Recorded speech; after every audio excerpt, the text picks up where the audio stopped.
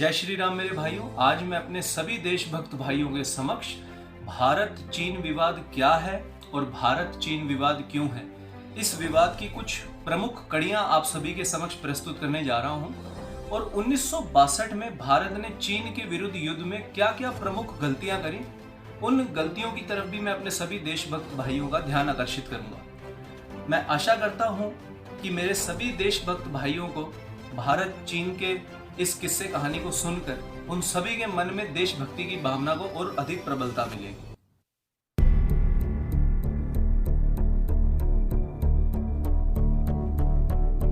भारत चीन के बीच में जो प्रथम विवाद है वह है मैकमहन लाइन का चीन द्वारा बार बार उल्लंघन करना। अब ये मैकमहन लाइन क्या है मेरे भाइयों, मैं आपको ये समझाता हूँ। 1914 में जब भारतवर्ष में ब्रिटिश सरकार का शासन था, उस समय भारत में ब्रिटिश सरकार के जो विदेश सचिव उपस्थित थे उनका नाम था सर हेनरी मैकमहन। सर हेनरी मैकमहन ने तिब्बत, भारत और चीन के बीच में सीमा विवाद सुलझाने के लिए शिमला में एक बैठक बुलवाई, जिसमें तिब्बत के कुछ 4 या 5 प्रमुख नेता शामिल हुए और चीन के विदेश मंत्रालय के कुछ प्रमुख अधिकारी भी शामिल हुए। इस बैठक में सर हेनरी मैकमहन ने एक अनौपचारिक नक्शा तिब्बत और चीन के सभी अधिकारियों के समक्ष पेश किया और उस नक्शे के ऊपर सभी की आपसी सहमति से सर हेनरी मैकमहन ने 890 किलोमीटर लंबी एक बॉर्डर लाइन खींच दी। अब इस अनौपचारिक नक्शे के ऊपर सर मैकमहन, तिब्बत के जो प्रमुख नेता थे और चीनी विदेश मंत्रालय के जो प्रमुख अधिकारी थे, उन सब ने हस्ताक्षर किए। लेकिन जब औपचारिक नक्शा आया तो चीनी अधिकारियों ने उस पर हस्ताक्षर करने से साफ इनकार कर दिया। अब जब 1947 में अंग्रेज चले गए, भारत आज़ाद हुआ, तो उस समय की जो भारत सरकार थी, पंडित नेहरू की सरकार, उन्होंने ये जहमत नहीं उठाई कि हम चीनी अधिकारियों से उस नक्शे पर एक औपचारिक दस्तखत करवा लें जिससे कि हमारी मातृभूमि के ऊपर हमारा कब्जा सिद्ध हो जाए। अब ये तो वही बात हुई कि भैया आपने एक बिल्डर से एक फ्लैट खरीदा, आपने उस फ्लैट के लिए बिल्डर को सारी अपनी पेमेंट भी कर दी फुल एंड फाइनल, और कागजात उस फ्लैट के जो हैं अपने नाम पर करवाए नहीं। अब बिल्डर के मन में एक दिन चोर आ गया और उसने आपके फ्लैट के ऊपर दावा ठोक दिया। यही चीन ने हमारे साथ किया है। चीन बेईमान है, उसके मन में चोर आ गया और उन्होंने हमारी धरती पे अपना दावा ठोक दिया।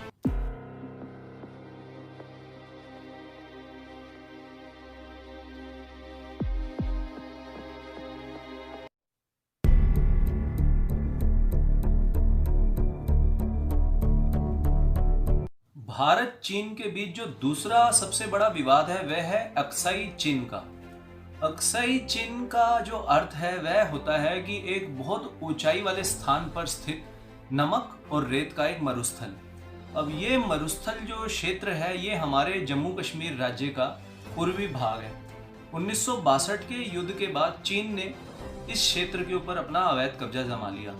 आज जो हमारा भारतवर्ष पिछले 58 वर्षों से प्रयास कर रहा है कि चीन से अपना ये अक्साई चिन नाम का जो क्षेत्र है इसको वापस लिया जाए और चीन का इस क्षेत्र के ऊपर से अवैध कब्जा समाप्त किया जाए।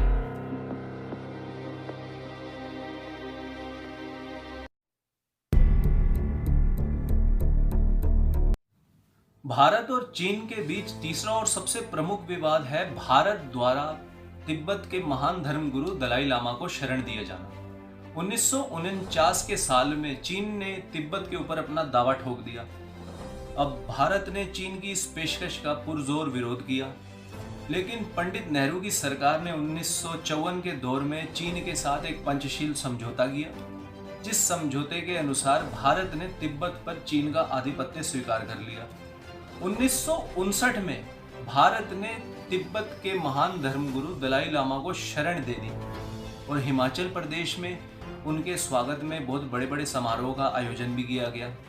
अब इस बात से चीन बहुत अधिक नाराज हो गया भारत से और भारत को मानो चीन अपना सबसे बड़ा शत्रु मानने लगा और आए दिन सीमावर्ती इलाकों पर चीन की भारतीय फौजियों के साथ तनातनी होने लगी, खूनी युद्ध वाले हालात होने लगे और 20 अक्टूबर 1962 को तो दोनों देशों के बीच में युद्ध छिड़ गया जो कि पूरे 1 मास तक चला।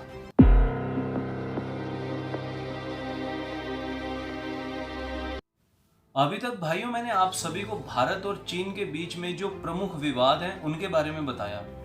अब मैं आप सभी का ध्यान आकर्षित करूंगा उन गलतियों की तरफ जो कि हमारी भारत सरकार ने 1962 में चीन के विरुद्ध युद्ध में की।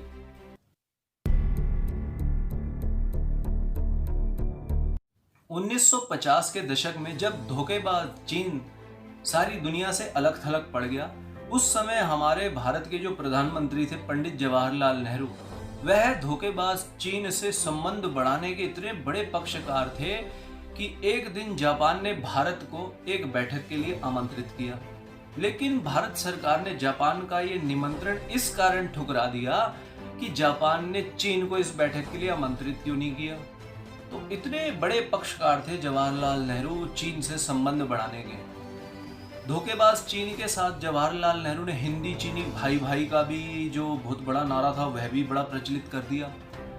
अब सो बात की एक बात तो यह है कि जवाहरलाल नेहरू चीन के ऊपर आंख मूंद कर भरोसा करने लग गए थे, और जिसका परिणाम जवाहरलाल नेहरू को भुगतना भी पड़ा, और उनके साथ साथ हमारे पूरे भारत वर्ष को भी चीन के ऊपर आंख बंद करके विश्वास करने का जो परिणाम था भुगतना पड़ा।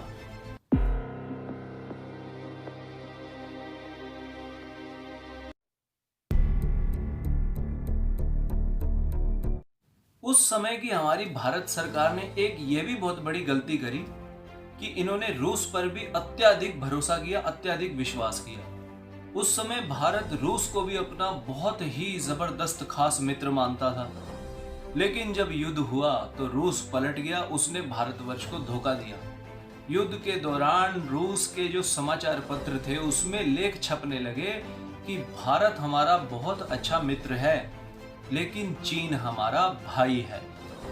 इन लेखों को देखकर हमारे भारत के सभी राजनेताओं का मनोबल टूट गया, लेकिन हमारी भारतीय सेना का मनोबल नहीं टूटा और उन्होंने चीनी सैनिकों के छक्के छुड़ा दिए।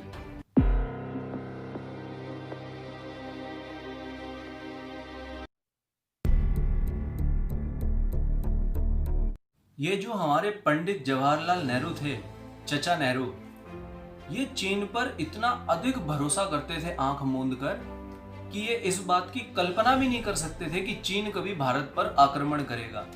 कुछ समझदार सलाहकार इनको ये सलाह देते थे कि प्रधानमंत्री जी, चीन सीमावर्ती इलाकों में कुछ संदेहपूर्ण गतिविधियां कर रहा है, कृपया करके आप संज्ञान लीजिए।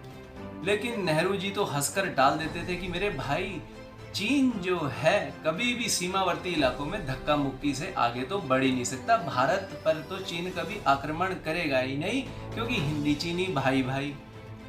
इसी कारण ना ही सीमावर्ती इलाकों में सुरक्षा के कोई प्रबंध किए गए, ना ही सेना को कोई युद्धाभ्यास कराया गया, और ना ही सीमा पर सेना की कोई तैनाती की गई। कुल मिलाकर चाचा नेहरू की खराब दूरदर्शिता के कारण भारतीय सेना इस युद्ध के लिए बिल्कुल भी तैयार थी ही नहीं।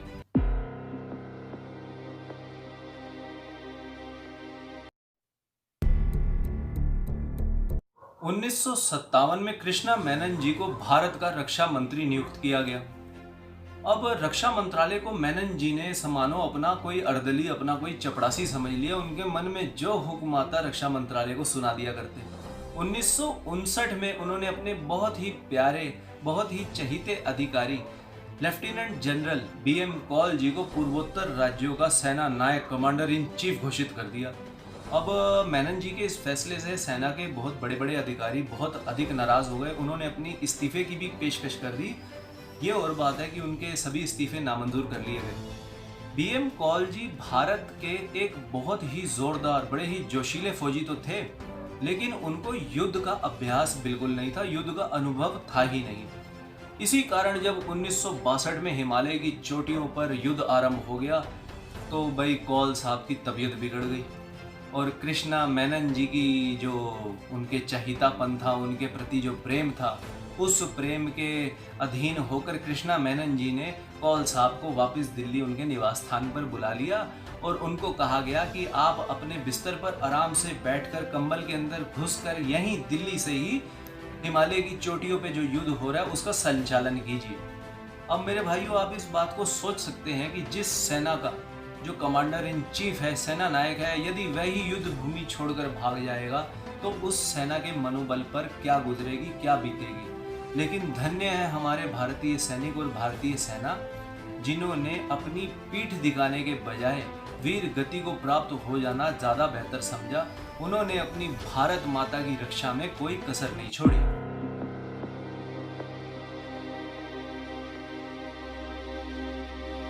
अच्छा मेरे भाइयों, अब मैं आपको अपनी भारतीय सेना की एक शौर्य गाथा का भी किस्सा कहानी सुनाता हूँ। 1962 में जब युद्ध छिड़ गया तो हमारी बेचारी भारतीय सेना के पास युद्ध संचालन करने वाला इतना खराब प्रधानमंत्री था, इतना खराब रक्षा मंत्री था और इतना खराब कमांडर इन चीफ था, सेना नायक था। लेकिन फिर भी इसके बावजूद हमारी भारतीय सेना ने चीनी फौजियों का डटकर सामना किया। भारतीय अधिकारी युद्ध का संचालन इतना खराब कर रहे थे कि 3500 चीनी फौजियों के सामने मात्र हमारे 50-60 सेना के जवान ही उपस्थित होते थे।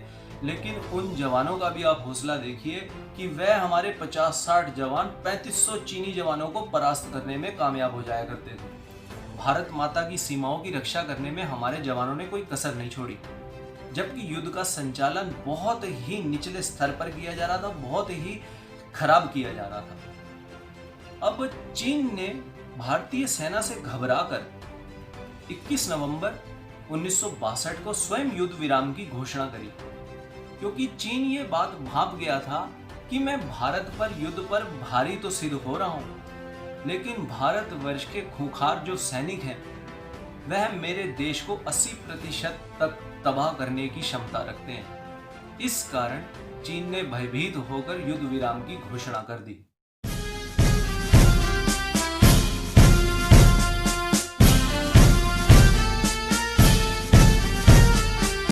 अब युद्ध तो समाप्त हो गया, लेकिन चीन ने भारत के एक बहुत बड़े भूभाग के ऊपर अपना अवैध कब्जा जमा लिया था। उस समय के जो हमारे राष्ट्रपति थे राधाकृष्णन जी, उन्होंने तो पंडित जवाहरलाल नेहरू की सरकार को ही कटघरे में खड़ा कर दिया। युद्ध में भारत की असफलता का उन्होंने जिम्मेदार पंडित नेहरू की खराब दूरदर्शिता को ही ठहराया। भारत की जो आम जनता थी उनके मन में भी हमारे प्रधानमंत्री, रक्षा मंत्री और सेना नायक के प्रति बहुत अधिक रोष था। जनता मानो सड़कों पर उतर आई थी। अब उस दौरान अमेरिका विदेश मंत्रालय का एक दल भारत आया हुआ था। उन्होंने हमारे राष्ट्रपति जी से सवाल पूछा कि सर, हमने सुना है कि जो आपके सेना नायक थे, कमांडर इन चीफ थे, BM कॉल साहब को चीनी सैनिकों ने बंदी बना लिया। उत्तर में हमारे राष्ट्रपति ने कहा कि आपके पास ये जो इन्फॉर्मेशन है ये गलत है, दुर्भाग्यवश उनको बंदी नहीं बनाया जा सका। अब जो हमारे राष्ट्रपति ने ये दुर्भाग्यवश कहा था, इसकी पूरे विश्व भर में बहुत अधिक चर्चा हुई। देश में बहुत अधिक रोष का माहौल था, पूरी जनता सड़कों पर उतर आई थी, रोष प्रकट कर रही थी। मजबूरन रक्षा मंत्री और जो कमांडर इन चीफ थे BM कॉल, उनको हटाना पड़ा।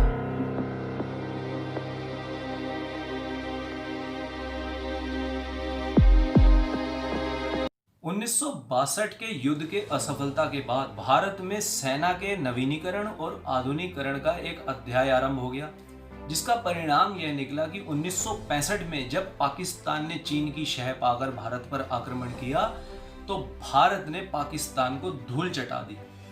1967 में चीन से बदला लेने की भावना से भारतीय सैनिकों ने चीन के 700 से अधिक फौजियों को मार गिराया।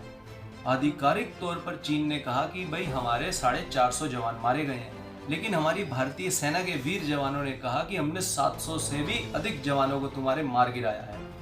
1971 में जब पाकिस्तान ने एक बार फिर भारत पर हमला किया तो उस समय भी भारत ने उनको करारा जवाब दिया और पाकिस्तान को बांट दिया, पाकिस्तान के 2 टुकड़े कर दिए।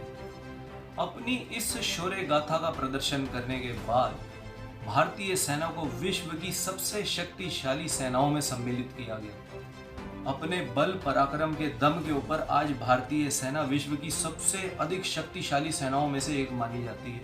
आज भारत से टक्कर लेना किसी भी देश के लिए कोई आम बात नहीं है। सभी देश भारत के नाम से थर-थर कांपते हैं, हमारे सैनिकों के नाम से थर-थर कांपते हैं। मेरे भाइयों, हमारे वीर सैनिकों ने भारत माता की सीमा की रक्षा के लिए कोई कसर नहीं छोड़ी। वीर गति को प्राप्त हो जाते हैं, लेकिन अपनी भारत माता की जो रक्षा है उसमें कोई कसर नहीं छोड़ते। मेरे भाइयों, हमारे जितने भी वीर सैनिक हैं, हमारे जो सैनिक वीर गति को प्राप्त हो गए हैं, उनको हमारा शत शत प्रणाम है, उनको कोटि कोटि नमन है। मैं भगवान से यही प्रार्थना करता हूँ कि हमारे सेना के सभी जवानों को वह लंबी आयु प्रदान करे, शक्ति प्रदान करे और तंदुरुस्ती प्रदान करे। मेरे सभी देशभक्त भाइयों की जय हो, मेरी भारतीय सेना की जय हो, भारत माता की विजय की सदा कामना करो मेरे देशभक्त भाइयों। जय हिंद, जय श्री राम।